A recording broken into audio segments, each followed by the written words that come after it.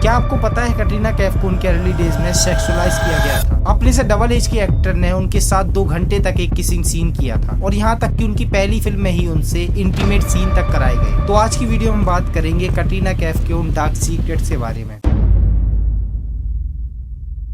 कटरीना कैफ 16 जुलाई 1983 को हांगकांग में पैदा हुई थी और उनके फादर एक ब्रिटिश बिजनेसमैन थे और उनकी मदर सूजन एक चैरिटी वर्कर और एक लॉयर थी, जिसकी वजह से कटरीना कैफ की फैमिली को बार बार अलग अलग कंट्री और सिटीज में जाना पड़ता था। कटरीना कैफ ने काफी यंग एज में ही काम करना शुरू कर दिया था और 14 साल की उम्र में उन्होंने एक ब्यूटी कॉन्टेस्ट जीता और ब्यूटी कॉन्टेस्ट जीतने के कुछ टाइम बाद कटरीना कैफ लंदन शिफ्ट हो जाती है और वहाँ पर मॉडलिंग करना शुरू कर देती है। लंदन फैशन शो के दौरान डायरेक्टर कैज़र गुस्ताख की नजर कटरीना पर पड़ती है और वो अपनी फिल्म बूम के लिए एक फ्रेश फेस ढूंढ रहे थे, जिसके बाद वो कटरीना कैफ का ऑडिशन लेते हैं और उन्हें अपनी मूवी में सिलेक्ट कर लेते हैं। 2003 की मूवी बूम से कटरीना कैफ अपना बॉलीवुड में डेब्यू करती है और उनके साथ साथ इस मूवी में 2 मॉडल और भी थी, बट इस मूवी में इतनी वल्गैरिटी थी कि आप इसको अज्यूम भी नहीं कर सकते। और जब इस मूवी की शूटिंग हो रही थी तब कटरीना कैफ की उम्र सिर्फ 18 साल थी। इस मूवी में 3 मॉडल के साथ साथ 3 ठरकी बुड्ढों का सीन दिखाया गया था, जिसमें से एक अमिताभ बच्चन भी थे। इस मूवी को देखने के बाद आप खुद समझ जाओगे कि कटरीना कैफ को कितना ज्यादा सेक्सुअलाइज किया गया है। वो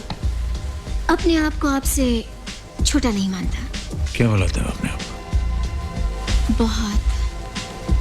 लेकिन इससे भी ज्यादा शॉकिंग चीज तब आती है जब इस मूवी में एक गुलशन ग्रोवर और कटरीना कैफ का किसिंग सीन आता है और इस सीन को गुलशन ग्रोवर बार बार रीटेक करते हैं और ये सीन 2 घंटे तक शूट होता है। और इस चीज को देखकर अमिताभ बच्चन गुलशन ग्रोवर के लिए तालियां बजाते हैं और उन्हें अप्रिशिएट करते हैं। लोग रेड की सीन रिहर्स कर रहे थे, बच्चन साहब घुस गए थे और आप एम्बैरेस हो गए थे, ऐसा कुछ हुआ था सर?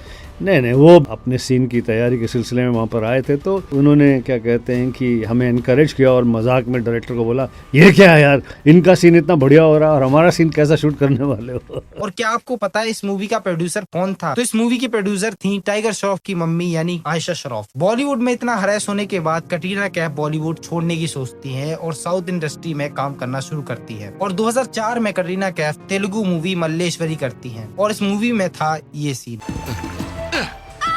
इन सब चीजों से परेशान होकर कटरीना कैफ फिल्म इंडस्ट्री छोड़ने वाली थी, लेकिन तभी उनकी लाइफ में मूवी आती है मैंने प्यार क्यों किया और ये पहली मूवी थी जिसमें कटरीना कैफ को सेक्सुअलाइज नहीं किया गया था। जज साहब, ये ऐसे बिल्कुल नहीं है।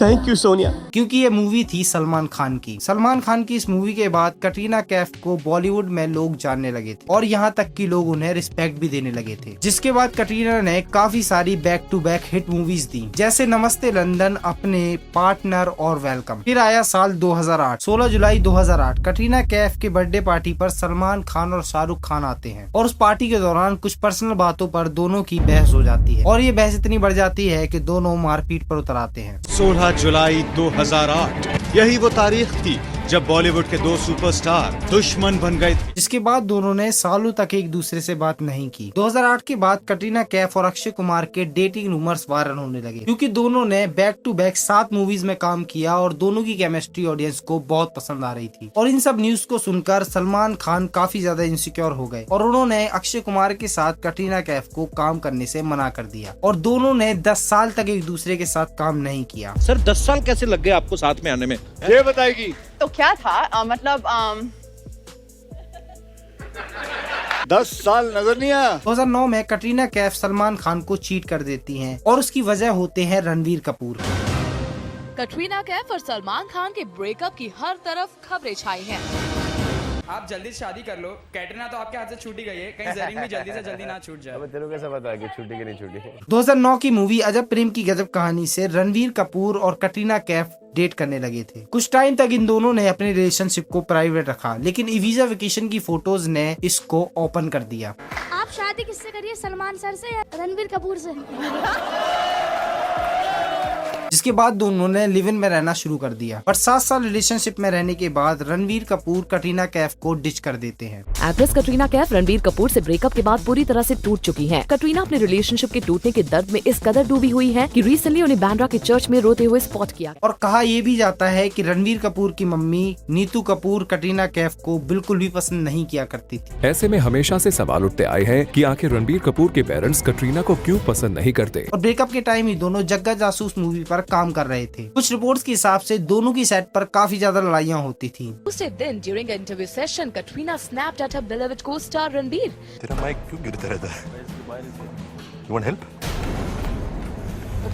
No, they don't do things like that. They don't do things like that. Again, Margaret Thatcher you become.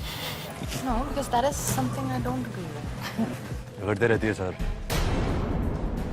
इस तरह का बर्ताव करते हुए कैट को शायद ही किसी ने देखा हो, जिससे परेशान होकर कटरीना कैफ ये मूवी छोड़ने वाली थी। लेकिन फिर कटरीना कैफ को सलमान समझाते हैं कि तुम्हें अपनी पर्सनल लाइफ और प्रोफेशनल लाइफ को अलग रखना चाहिए और तुम्हें ये मूवी नहीं छोड़नी चाहिए। और इसी के साथ साथ सलमान खान उन्हें 3 मूवीज भी ऑफर करते हैं, टाइगर जिंदा है, भारत और टाइगर 3। लेकिन सलमान खान के साथ मूवीज करने के बावजूद भी लोग कटरीना कैफ को हेट कर रहे थे और इस हेट का रीजन था उनका पास्ट और उनका रूड बिहेवियर। एक बार ऐसा हुआ कैटरीना के साथ कि उन्होंने लिटरली एक एयर हॉस्टेस को बहुत ज्यादा खरी खोटी सुना दी। सोर्स ने आगे ये बताया कि एक बार कैटरीना कैफ सो गई थी और जब एयर हॉस्टेस ने उन्हें उठाने की कोशिश की ताकि वो अपनी सीट बेल्ट बांध ले, तब एयर हॉस्टेस को उन्हें टच करके उठाना पड़ा। लेकिन कैटरीना इसी में बहुत ही ज्यादा शॉक हो गई और उन्होंने गुस्से में आकर एयर हॉस्टेस को कह दिया कि how dare you touch me, you are just an air hostess, the salary you earn is just a small amount which I spend in one day, blah blah. और इस इंसिडेंट के बाद jet Airways ने कटरीना कैफ को blacklist कर दिया। धीरे धीरे कटरीना कैफ का डाउनफॉल शुरू होने लगा और उनकी back to back movies flop होने लगी। आज का हमारे ट्विटर व्यूअर्स के लिए सवाल था कि whether do they think Katrina's career is facing a downfall? और इस सवाल पर क्या रहा व्यूअर्स का response? Take a look. Of course, Katrina's career is facing downfall. Best thing is, she could tie the knot with Ranbir. Yes, she's running after Ranbir all the time. She's born expressionless. She can't act. Honestly, I think yes, cause she's concentrating on everything else more than her career. जिसके बाद साल 2021 में कटरीना कैफ विक्की कौशल से शादी कर लेती है और ऑडियंस उन्हें फिर से पसंद करने लगती है। शादी के बाद धीरे धीरे कटरीना कैफ बॉलीवुड से दूर हो जाती हैं और अपना बिजनेस रन करने लगती हैं। कटरीना कैफ का ब्रांड के ब्यूटी आज इंडिया का सबसे सक्सेसफुल ब्रांड है, यहाँ तक कि ये काफी सारे बॉलीवुड सेलिब्रिटीज के ब्रांड से भी अच्छा है। अगर आपको ये वीडियो थोड़ी सी पसंद आए तो इस वीडियो को लाइक करें, चैनल को सब्सक्राइब करें और कमेंट्स में अपने ओपिनियन जरूर बताएं। मेरा नाम है आशु और आप देख रहे हैं इनसिक्योर बॉलीवुड।